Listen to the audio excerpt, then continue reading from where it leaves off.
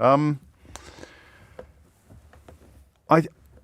don't know if this is appropriate. I genuinely don't. And I don't want to upset anybody. Nice. I am obviously very much in the business of upsetting nasty people.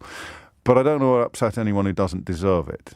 But I do find myself thinking today about people who aren't nasty by nature, but who fall for this. The people who the Daily Mail is thinking of today. Your mum, perhaps, or your dad. Your nan or your Uncle Bob. The people the Daily Mail is thinking of today, whose lives are all right, okay? Things are far from perfect, but we're bumbling along quite nicely. And the Daily Mail and Nigel Farage and all the usual suspects, they don't want them to be peaceful and happy. They want them to be hate-filled and angry. They want them to be frightened and cross, because that's how they get money, that's how they get attention, and that's how they get votes. Now, I don't have anybody like that in my life. More, I suspect, through luck than judgment.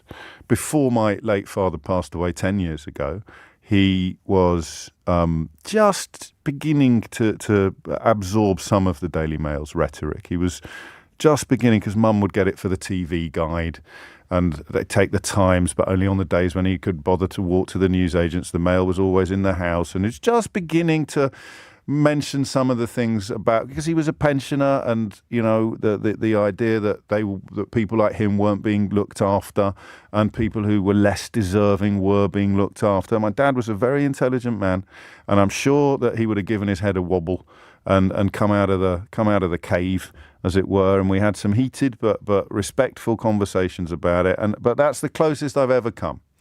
The closest I've ever come to having someone in my life who chooses to believe this bile, who reads the front page of today's Daily Mail, 1 in 6 of us born overseas, and doesn't think of the Prime Minister's parents, or the Home Secretary's parents, or the Chancellor of the Exchequer's wife, or the Foreign Secretary's mum, or the last Prime Minister but one, who was, of course, born in the States and comes from Turkish heritage. I speak of Boris Johnson. I think they changed the family name in order to camouflage the what he would probably call the exotic roots.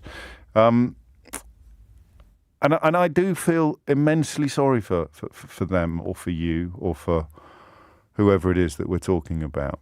My friend Gary put up a clip yesterday from years ago. Sometimes in the office it's a little bit weird, because we have a screen that tracks the activity and the business being done on the LBC website, and then something comes out of nowhere. One of my colleagues said, have you just tweeted that EDL thing? And it was Gary who tweeted, just dug it out of the archive because of the direction of traffic on the programme this week and in the news this week. A bloke who rang in and described his journey from being an EDL knuckle dragger, and I use that phrase advisedly. It's not a permanent state of affairs. It is fixable. It is something that can be improved upon. But he went from being an EDL knuckle dragger to being much happier, much more informed, much better informed. He was kind enough to credit this programme with having been the catalyst for that process. And I do think about people like that on days like today, because I don't know what it would be like. You see, I have this weird perspective. I only know the people who profit from it, you see. My background is in newspapers. I've been doing this job now for a long time. So I know the people who profit from it. I even had to work for a while with a woman who described people in the channel as cockroaches. I watch the people who profit from it. They don't give a fig about you. They couldn't care less about what's happening in Dover. All they know is that their business gets an almighty boost every time they encourage you to start hating on the 1 in 6 of us who were born overseas, or thumping their drums about the wisdom of deporting refugees to Rwanda. They don't even put in the effort to understand the issues. They don't know that we're currently around about 19th in Europe in real terms for the amount of asylum applications that we process. They don't know that the numbers at the minute are nowhere near as high as they've been, well within living memory. They don't even understand that conscious decisions by successive governments have left the English Channel, the hazardous passage across the English Channel, as being the only route that the relatively small number of asylum seekers that we deal with in this country can take to get here. And why do they want to come here? Answer, there will be family or friends, or very simply an ability to speak English. If you had to start again somewhere and you were given the choice of 5 countries, one of which use the language you understand and can speak, which one would you choose? Go on, take a moment to think about it, if that's a difficult question. You've got 5 countries to choose from, to start from scratch after your whole life has been blown to pieces. You've got 5 countries, 4 of them, no one will understand a word that you're saying. One of them, you could probably at least begin to get by. And in fact, 5 countries, one of them, your uncle lives there. The other 4, you don't know a soul. 5 countries, one of them, you've got family, you've got friends there. The other ones, you don't know a soul. You've got a bed to lie in. You know, there might even be a job for you if your application is successful. There blooming better be, because God knows. That's one of the main reasons you've made this journey, is to start earning some moolah. It's mad, right? So, what are these people cross about? 03456060973. Are they actually deep? I mean, would it just take a little turn of the dial for them to be furious about Suella Braverman's parents having been born overseas, or Dominic Raab's dad having been born overseas, or Boris Johnson having been born overseas, or Rishi Sunak's parents having been born overseas, or Jeremy Hunt's wife having been born overseas, or Nigel Farage's wife having been born overseas? Are they? I mean, why aren't they cross? Who are they cross about? What is this editorial idiocy designed to achieve? Why does it work?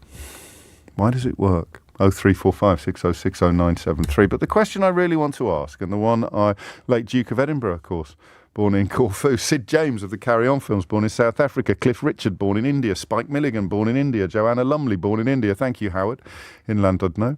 We could go on, of course, Freddie Mercury, born in Zanzibar. I want to know what it's like to love someone who falls for this stuff. 03456060973. And I want to know what we can do to help. This may be an entirely inappropriate approach to the topic. I don't know. And I'm already thinking, shouldn't we be more worried about the actual refugees, about the actual asylum seekers? But we don't know them. We can't get them on the phone. We can perhaps address the poison that's been poured into the ears of our country, and in many cases of our loved ones. And together we might just be able to come up with an antidote, some sort of antidote. And yesterday I shared 2 simple facts with you, both statistical, that should really explode almost all of the xenophobic rabble-rousing that goes on every time you turn on your telly or open up your newspaper. The proportion per capita that we process compared to other European countries is a pittance, a relative pittance, nowhere near the top 10, barely in the top 20. And the very simple measure of how many people are applying for asylum in this country, which is still much lower than it was 10 years ago or even 20 years ago. It goes up and down. I mean, we're high-ish at the moment, but nowhere near as high as we have been. And those simple statistics should soothe the most fevered brow. But you won't hear them in most coverage. You won't read it in most newspapers. You'll just be told that ordinary people hate foreigners just as much as hugely well-paid columnists and commentators do. It's another ugly thing that's emerged in the last few years. Ordinary people. There's a woman in the Telegraph called Alison Pearson. A couple of weeks ago, she was insisting that ordinary people love Liz Truss. And now she's insisting that ordinary people love Suella Braverman. Well, I'm quite happy to be extraordinary, if that's the case. Because I judge people by their conduct, by the content of their character, by their actions, not by their origins. Because if I judged people by their origins, if I looked down on people because of where they came from, then I would have an enormous problem with half of the cabinet's parents at the moment, or their wives. And of course I don't, because I'm not racist. But maybe that's unfair. Maybe your Uncle Bob's not racist. Maybe your mum's not racist. So what exactly are they so cross about? And what's it like to love someone who falls for the anti-refugee violence, verbal violence, that has, as I predicted with a heavy heart on Monday, once again completely swamped our national conversation? It's 10:20.